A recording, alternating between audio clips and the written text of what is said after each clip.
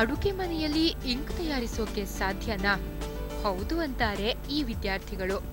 ಈ ಸಾಧನೆ ಮಾಡಿದವರು 7ನೇ ತರಗತಿಯಲ್ಲಿ ಓದುತ್ತಿರುವ ಹೇಮಾ ಬಿಂದು ಮತ್ತು ಭಾರ್ಗವಿ.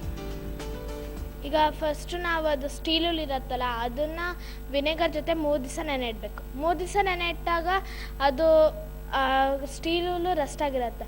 ಆಗ ಫುಲ್ ಬ್ರೌನಿಷ್ ಕಲರ್ ಬಂದಿರುತ್ತೆ. ಆ ಬ್ರೌನಿಷ್ ಕಲರ್ ಆದಮೇಲೆ ಅದು ಆ ಸೊಲ್ಯೂಷನ್ ಇರುತ್ತಲ್ಲ ಆ ಸೊಲ್ಯೂಷನನ್ನು ಇದು ಫಿಲ್ಟರ್ ಪೇಪರ್ ಇಟ್ಕೊಂಡ್ಬಿಟ್ಟು ಅದನ್ನು ಫಿಲ್ಟರ್ ಮಾಡಬೇಕು. ಫಿಲ್ಟರ್ ಮಾಡಿದಾಗ ಒಂಥರ ಬ್ರೌನ್ ಕಲರ್ ಇರುತ್ತೆ. ಅದು ಆದರೆ ಡಾರ್ಕ್ ಕಲರ್ ಇರುತ್ತೆ 3 ದಿವಸ ನೆನೆ ಇಟ್ಟಿದ್ದು.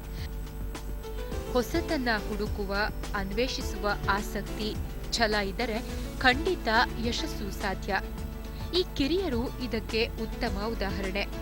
ಇವರು ಇಂಕ್ ತಯಾರಿಸಿರೋದು ಟೀ ಡಿಕಾಕ್ಷನ್ನಿಂದ ಅನ್ನೋದು ಮತ್ತೊಂದು ಅಚ್ಚರಿ.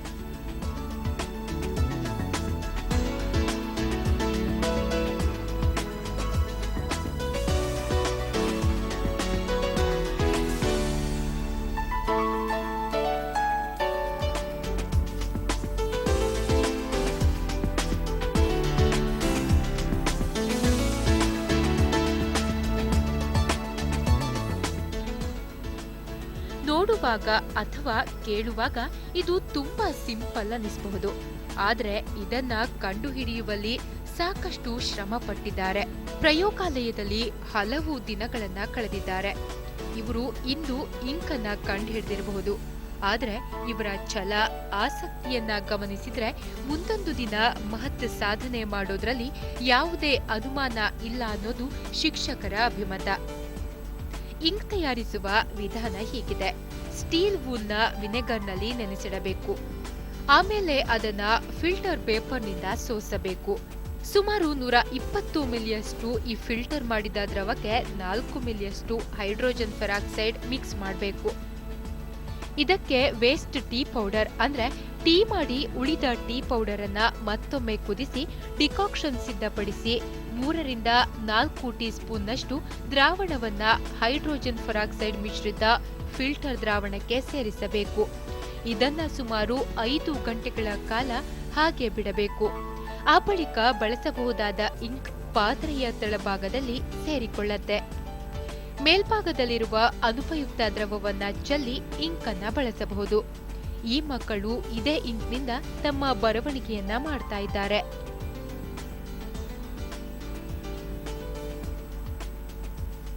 ಇದು ಹೈಡ್ರೋಜನ್ ಪೆರಾಕ್ಸೈಡ್ ಇರುತ್ತಲ್ಲ 2 ರಿಂದ 4 ml ಹಾಕಬೇಕು. 2 ರಿಂದ 4 ml ಹಾಕಿದಾಗ ಅದು ಮರ್ಕಿ ರೆಡ್ ಕಲರ್ ಅಂದರೆ ಜಾಸ್ತಿ ಕೆಂಪು ಕಲರ್ ಆಗುತ್ತೆ. ಅದು ಅದಾದಮೇಲೆ ನಾವು waste tea decoction main ingredient ಅದೇ ನಮ್ಮ ಎಕ್ಸ್ಪೆರಿಮೆಂಟಲ್ಲಿ.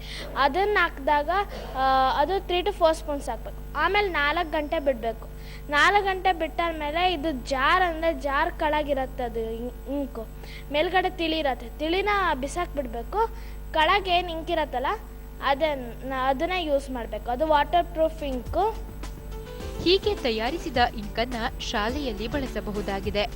ಇದು ಯಾವ ಕಂಪನಿಯ ಇಂಕ್ನ ಗುಣಮಟ್ಟಕ್ಕೂ ಕಡಿಮೆ ಇಲ್ಲ ಅಂತಾರೆ ಶಿಕ್ಷಕರು. ಈ ಪ್ರಯೋಗವನ್ನ ಇನ್ನಷ್ಟು ಮುಂದುವರಿಸಿ ಇಂಕನ್ನ ಬೇರೆ ಬೇರೆ ಉದ್ದೇಶಗಳಿಗೆ ಬಳಕೆ ಮಾಡುವ ಬಗ್ಗೆಯೂ ವಿದ್ಯಾರ್ಥಿಗಳು ಪ್ರಯೋಗ ಮುಂದುವರಿಸಿದ್ದಾರೆ.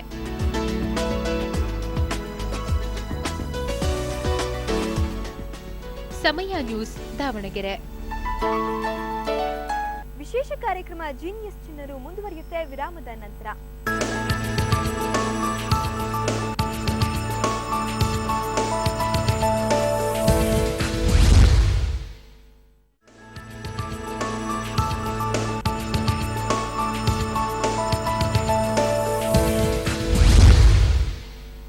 ಗಣಿತ ಅಂದ್ರೆ ತಲೆನೋವು ಅನ್ನೋರೇ ಹೆಚ್ಚು. ಎಷ್ಟೇ ಪ್ರಯತ್ನಿಸಿದ್ರೂ ತಲೆಬುಡ ಅರ್ಥವಾಗಲ್ಲ ಅಂತಾರೆ. ಆದ್ರೆ ಈ ಶಾಲೆಯ 2 ವಿದ್ಯಾರ್ಥಿಗಳು ಅದ್ಭುತ ಸಾಧನೆ ಮಾಡಿದ್ದಾರೆ. ಗಣಿತ ತಜ್ಞರೇ ತಲೆದೂಗುತ್ತಿದ್ದಾರೆ. ಈಗ ದಾವಣಗೆರೆಯಿಂದ ಅಮೆರಿಕಾದವರೆಗೆ ಇವರ ಕೀರ್ತಿ ಹಬ್ಬಿದೆ.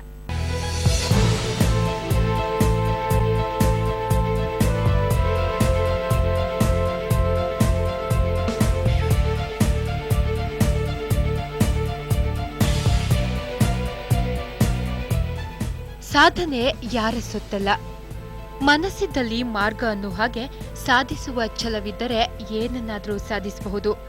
ಪದವಿ ಪಡೆದವರು ಆಶ್ಚರ್ಯ ಪಡುವಂತಹ ಕೊಡುಗೆಯನ್ನ ಲೋಕಕ್ಕೆ ನೀಡಲು ಸಿದ್ಧವಾಗಿದ್ದಾರೆ ಈ ಚಿಣ್ಣರು. ದಾವಣಗೆರೆಯ ಅಮೃತ ವಿದ್ಯಾಲಯದಲ್ಲಿ 10ನೇ ತರಗತಿ ಓದುತ್ತಿರುವ ನಯನ ಮತ್ತು ಐಶ್ವರ್ಯ ಈ ಸಾಧನೆ ಮಾಡಿರುವ ವಿದ್ಯಾರ್ಥಿನಿಯರು. ಈ ಮಕ್ಕಳು ಗಣಿತಕ್ಕೊಂದು ಹೊಸ ಸೂತ್ರ ಕಂಡುಹಿಡಿದಿದ್ದಾರೆ. n=n²+1. ಒಂದು ಚತುರ್ಭುಜದಿಂದ 4, 9 ಮತ್ತು 16 ಚೌಕಾಕೃತಿಗಳನ್ನು ಸೃಷ್ಟಿಸಬಹುದು ಅನ್ನೋದು ಎಲ್ರಿಗೂ ಗೊತ್ತು. ಆದರೆ 5, 7, 11, 15 ಹೀಗೆ ಬೇಕಾದಷ್ಟು ಸಮಾನ ಚತುರ್ಭುಜಗಳನ್ನು ಸೃಜಿಸಬಹುದು ಅನ್ನೋದಕ್ಕೆ ಈ ಸೂತ್ರ ಸಹಕಾರಿಯಾಗಲಿದೆ ಅನ್ನೋದನ್ನ ಈ ಪುಟಾಣಿಗಳಿಂದಲೇ ಕೇಳಬೇಕು. ಈ ನಮ್ಮ ಲೆಮ್ಮ ಪ್ರಕಾರ ನಮ್ಮ ಫಾರ್ಮುಲಾ ಏನು ಅಂತಂದರೆ the given square can be split into any number of equal squares. ನಾವೊಂದು ಸ್ಕ್ವೇರ್ನ ಎಷ್ಟು ಸ್ಕ್ವೇರ್ಸ್ ಭಾಗ ಬೇಕಾದರೂ ಮಾಡ್ಬೋದು. ಅದು ನಮ್ಮ ಅದು ಫಾರ್ಮುಲಾ ಯೂಸ್ ಮಾಡೋದು ಅಂತಂದರೆ capital N = small n² + n ಅಂತ. ಇದು ನಮ್ಮ ಫಾರ್ಮುಲಾ. ಇದನ್ನು ನಾನು ಯೂಸ್ ಮಾಡ್ಕೊಂಡ್ಬಿಟ್ಟು ಒಂದು ಸ್ಕ್ವೇರ್ನ ಎಷ್ಟು ಭಾಗ ಬೇಕಾದರೂ ಮಾಡ್ತೀವಿ. ಈಗ ನಾನು ಒಂದು 5 ತೋರಿಸ್ತೀನಿ ನಿಮಗೆ. ಈಗ ಈ ಸ್ಕ್ವೇರ್ನ ನಾನು 5 ಭಾಗ ಮಾಡಬೇಕು ಅಂತಂದರೆ ನನ್ನದು ಕ್ಯಾಪಿಟಲ್ಸ್ನೆಲ್ಲ 2 ಭಾಗಗಳಾಗಿ ಮಾಡ್ಕೊಂಡಿದ್ದೀನಿ.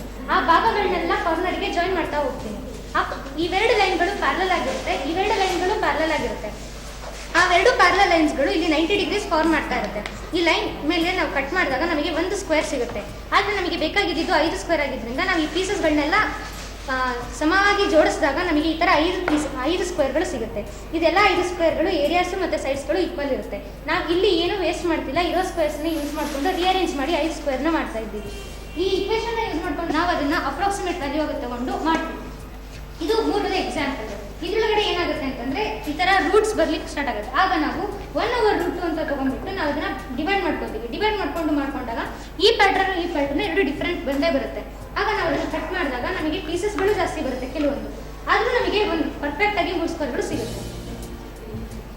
ನಾವು ಫಸ್ಟು ಇದನ್ನು ಪಜಲಾಗಿ ತೊಗೊಂಡ್ವಿ. ಒಂದು ಸ್ಕ್ವೇರ್ನ 5 ಭಾಗ ಮಾಡಿ ಅಂತ ನಮಗೆಲ್ಲೋ ಒಂದು ಕಡೆ ಕ್ಲೂ ಸಿಕ್ಕಿತ್ತು. ಆ ಕ್ಲೂನ ಯೂಸ್ ಮಾಡ್ಕೊಂಡ್ಬಿಟ್ಟು ನಾವು ಹೆಂಗಾದರೂ ಕಂಡುಹಿಡಿಬೋದು ಅಂತ ಅಂದ್ಕೊಂಡ್ವಿ. ಅದೇ ಟೈಮಲ್ಲೇ ನಮ್ಮ ಸ್ಕೂಲಿಂದ ಹೇಳಿದ್ರು ಈ ಥರ ಐರಿಸ್ ಅಂತ ಕಾಂಪಿಟೇಷನ್ ಮಾಡ್ತಾ ಇದ್ದಾರೆ, ಏನಾದರೂ ಒಂದು ಹೊಸದು ಕಂಡುಹಿಡಿಬೇಕು ಅಂತ ಹೇಳಿದ್ರು. ನಾವು ಇದನ್ನೇ ಯಾಕೆ ತೊಗೋಬಾರ್ದು ಅಂತೇಳಿ ತೊಗೊಂಡಾಗ ನಾವು ಇದ್ರ ಮೇಲೆ ವರ್ಕ್ ಮಾಡ್ತಾ ಹೋದ್ವಿ. ವರ್ಕ್ ಮಾಡಿ ರಿಸರ್ಚ್ ಮಾಡ್ತಾ ಹೋದಾಗ ನಮಗೆ ಈ ಥರ ಒಂದು ಫಾರ್ಮುಲಾ ಸಿಕ್ತು, ಕ್ಯಾಪಿಟಲ್ N = ಸ್ಮಾಲ್ n² + 1 ಅಂತ. ಆ ಇಕ್ವೇಷನ್ನ ನಾವು ಡಿರೈವ್ ಮಾಡಿದ್ವಿ. ಆ ಇಕ್ವೇಷನಿಂದ ನಮಗೆ ಗೊತ್ತಾಯಿತು ಎಷ್ಟಾದರೂ ಸ್ಕ್ವೇರ್ನ ಡಿವೈಡ್ ಮಾಡ್ಬೋದು, ಒಂದು ಸ್ಕ್ವೇರ್ನ ಎಷ್ಟು ಭಾಗ ಬೇಕಾದರೂ ಮಾಡ್ಬೋದು ಅಂತ ಕಂಡುಹಿಡಿದ್ವಿ.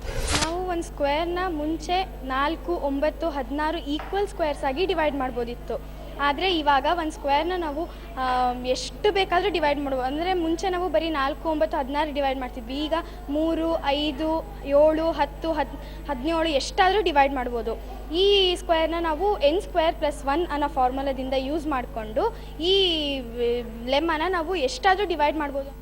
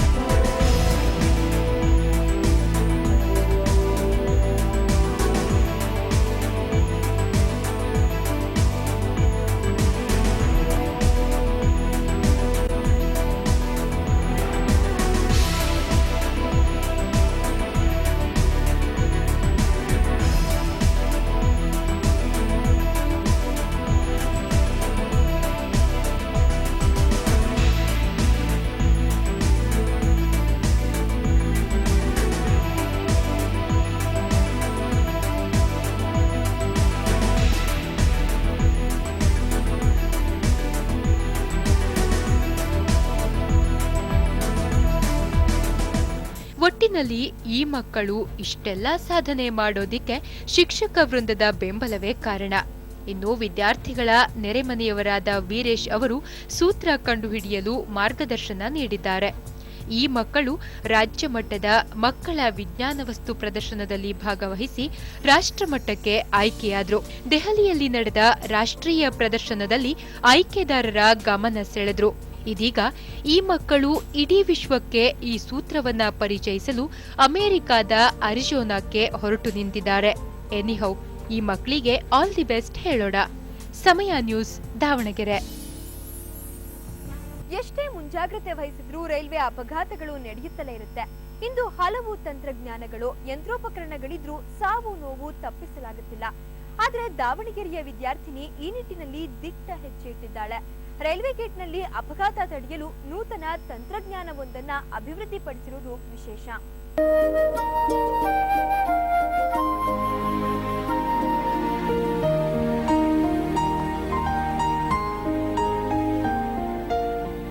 ನಾವು ತಂತ್ರಜ್ಞಾನದಲ್ಲಿ ಎಷ್ಟೇ ಮುಂದುವರೆದ್ರೂ ಇನ್ನು ಕೆಲವು ಅನಾಹುತಗಳನ್ನು ತಪ್ಪಿಸಲು ಸಾಧ್ಯ ಆಗ್ತಾ ಇಲ್ಲ.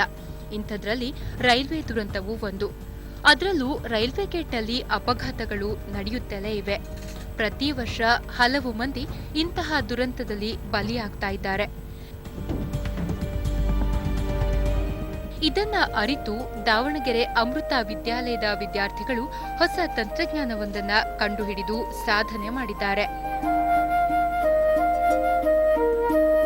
ಈ ವಿಶೇಷ ತಂತ್ರವನ್ನ ಕಂಡುಹಿಡಿದವರು ಇದೇ ಶಾಲೆಯ ವಿದ್ಯಾರ್ಥಿನಿ ಗಂಗಾ. ಇವರು ಸ್ವಯಂ ಚಾಲಿತ ರೈಲ್ವೆ ಗೇಟ್ ಯಂತ್ರವನ್ನ ತಯಾರಿಸಿದ್ದಾರೆ. ರೈಲ್ವೆ ಟ್ರ್ಯಾಕ್ನ ಲೆವೆಲ್ ಕ್ರಾಸಿಂಗ್ ಇದ್ದಲ್ಲಿ ಇದನ್ನ ಅಳವಡಿಸೋದು ಇವರ ಉದ್ದೇಶ. ಅಂದ್ರೆ ಟ್ರೇನ್ ಗೇಟ್ನಿಂದ ಸುಮಾರು 20 ಕಿಲೋಮೀಟರ್ ದೂರದಲ್ಲಿದ್ದಾಗ ಗೇಟ್ ಲಾಕ್ ಆಗುವ ಮುನ್ಸೂಚನೆ ಬರುತ್ತೆ. ಇದಕ್ಕೆ ಟ್ರ್ಯಾಕ್ ಪಕ್ಕದಲ್ಲೇ ಬಟನ್ ಅಳವಡಿಸಲಾಗತ್ತೆ. ಇದು ರೈಲು ಆಗಮಿಸುವಾಗ ಪ್ರೆಸ್ ಆಗತ್ತೆ. ಅಲ್ಲಿಂದ ಕೇಬಲ್ ಒಂದನ್ನ ಗೇಟ್ ಬಳಿ ಇರುವ ಹಾರ್ನ್ಗೆ ಕನೆಕ್ಟ್ ಮಾಡಿರ್ತಾರೆ. ಇದರಿಂದ ಟ್ರೇನ್ ಬರ್ತಾ ಇದ್ದಂತೆ ಮುನ್ಸೂಚನಾ ಹಾರ್ನ್ ಮೊಳಗತ್ತೆ. ಇದು ಗೇಟ್ ಹಾಕುವ ಸೂಚನೆ.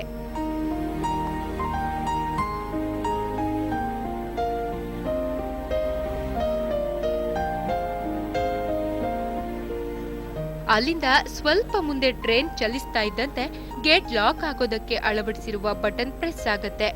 ಗೇಟ್ನಿಂದ ಸ್ವಲ್ಪ ದೂರದಲ್ಲಿ ಇನ್ನೊಂದು ಬಟನ್ ಇಡಲಾಗತ್ತೆ. ಅದು ಗೇಟ್ ತೆರೆಯುವ ಬಟನ್. ಗೇಟ್ನಿಂದ ಮುಂದೆ ಹೋದ ಟ್ರೇನ್ನ ಮೂಲಕ ಈ ಬಟನ್ ಪ್ರೆಸ್ ಆಗತ್ತೆ. ಆಗ ಗೇಟ್ ತನ್ನಿಂದ ತಾನೇ ತೆರೆದುಕೊಳ್ಳತ್ತೆ. ಇಂತಹದೊಂದು ಪ್ರಯತ್ನವನ್ನ ವಿದ್ಯಾರ್ಥಿನಿ ಗಂಗಾ ಮಾಡಿದ್ದಾರೆ.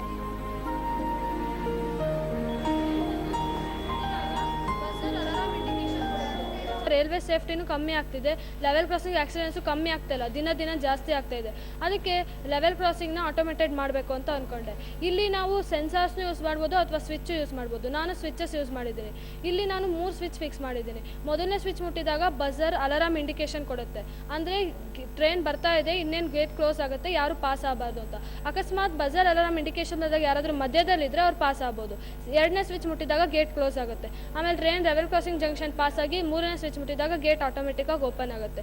ಇದು ಕಾಸ್ಟ್ ಎಫೆಕ್ಟಿವ್. ಮತ್ತೆ ಇದನ್ನ ಯಾರು ಜನರು ಆಪರೇಟ್ ಮಾಡದೇ ಇಲ್ಲದ ಕಾರಣ ಇದಕ್ಕಿದೆ ಆಪರೇಟ್ ಆಗೋದ್ರಿಂದ ಮನುಷ್ಯರು ಗೇಟ್ ಹಾಕೋಬೇಕಾದ್ರೆ ಏನಾದ್ರು ಲೇಟ್ ಮಾಡಿದ್ರೆ ಅದು ಮಧ್ಯದಲ್ಲಿ ಸಿಕ್ಕಾಕೊಂಡ್ರು ಅಂತ ಏನಾದ್ರು ಅಂಥದ್ದೇನು ಇರೋದಿಲ್ಲ. ಜೊತೆಗೆ ಸ್ವಯಂ ಚಾಲಿತ ವಿದ್ಯುತ್ ಬಲ್ಬ್ ಕೂಡ ಕಂಡುಹಿಡಿದಿದ್ದಾರೆ. ಅಂದ್ರೆ ಇದು ಕತ್ತಲಾಗ್ತಾ ಇದ್ದಂತೆ ಇದ್ದಕ್ಕಿದ್ದಂತೆ ಬಲ್ಬ್ ಆನ್ ಆಗತ್ತೆ. ಆದ್ರೆ ಈ ಸಂಶೋಧನೆಯಲ್ಲಿ ಇನ್ನಷ್ಟು ಆವಿಷ್ಕಾರ ಆಗ್ಬೇಕಾಗಿದೆ. ವಿದ್ಯಾರ್ಥಿಗಳ ಸಾಧನೆಗೆ ಆಡಳಿತ ಮಂಡಳಿ ಹೆಮ್ಮೆ ಪಡ್ತಾ ಇದೆ. ಸಹಕಾರ ನೀಡಿ ಮಕ್ಕಳನ್ನ ಉತ್ತೇಜಿಸ್ತಾ ಇದ್ದಾರೆ. ಇನ್ನಷ್ಟು ಸಾಧನೆ ಮಾಡುವಂತೆ ಪ್ರೋತ್ಸಾಹ ನೀಡ್ತಾ ಇದ್ದಾರೆ. ತುಂಬ ಹೆಮ್ಮೆ ಅನಿಸುತ್ತೆ ನಮ್ಮ ಮಕ್ಕಳ ಸಾಧನೆ ನೋಡಿ. ಮತ್ತು ಅವರು ತುಂಬ ಪರಿಶ್ರಮ ಹಾಕಿದ್ದಾರೆ. ಸುಮ್ಮನೆ ಹೋಗಿ ಕಂಟೆಸ್ಟ್ ಮಾಡಿರೋದು ಅಲ್ಲ, ತುಂಬ ಪರಿಶ್ರಮ ಉಂಟು. ಮತ್ತು ಆ ಹಾರ್ಡ್ ವರ್ಕ್ ಮಾಡಲಿಕ್ಕೆ ಒಂದು ಮನಸ್ಸನ್ನು ತೋರಿಸಿದ್ದಾರೆ. And it is reflecting on the studies also. ಅದು ಮತ್ತು ಇಷ್ಟು ಮಟ್ಟಿಗೆ ಅವರು ಮಾಡ್ತಾರೆ ಮತ್ತು ಅವರು ಅಲ್ಲಿವರೆಗೆ ಇಂಟರ್ನ್ಯಾಷನಲ್ ಲೆವೆಲ್ಗೆ ಹೋಗ್ತಾ ಇದ್ದಾರೆ ಅನ್ನೋದು ತುಂಬ ತುಂಬ ಹೆಮ್ಮೆ ಅನಿಸುತ್ತೆ. ಸ್ಕೂಲ್ ಕಡೆಯಿಂದ ನಾವು ಅವರಿಗೆ ಯಾವುದ್ಯಾವುದು ರೀತಿ ಸಹಾಯ ಬೇಕಾಗುತ್ತೋ ಎಕ್ಸ್ಪೆರಿಮೆಂಟ್ ಮಾಡಲಿಕ್ಕೆ ಅದೆಲ್ಲ ನಾವು ಮಾಡ್ತಾ ಇದ್ದೇವೆ. ಮತ್ತು ಪೇರೆಂಟ್ಸ್ ಕಡೆಯಿಂದ ಪ್ರತ್ಯೇಕವಾಗಿ ನಾನು ಹೇಳಬೇಕು, ತುಂಬ ಸಪೋರ್ಟ್ ಸಿಗ್ತಾ ಇದೆ. ತುಂಬ ಅವ್ರದ್ದು ಸಪೋರ್ಟಿಂದನೇ ನಮಗೆ ಇಷ್ಟು ಮಾಡಲಿಕ್ಕೆ ಆಗ್ತಾ ಇರೋದು. ವಿದ್ಯಾರ್ಥಿಗಳ ಸಾಧನೆ ನಿಜಕ್ಕೂ ದೇಶವೇ ಹೆಮ್ಮೆ ಪಡುವಂತಹದ್ದು.